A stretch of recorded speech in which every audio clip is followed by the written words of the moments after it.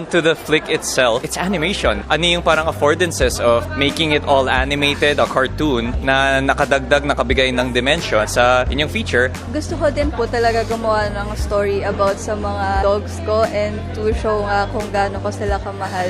And ever since high school din, gusto kong gumawa ng animation film and ito yung parang stepping stone ko. Other than the dog, na mahirap siya maging actor in real life, animation is something na makakam across mo din yung message mo sa mga bata. And the biggest challenge I find in sound design for animation is that things aren't precise, unlike live action, where you know how would it sound like in real life because it's literally live action. But in animation, you have to take some certain liberties. You don't exactly know how it would fall off in a frame since it's much more arbitrary and difficult and a little bit magical in a sense. Keep up to date by following our socials for schedules and other details.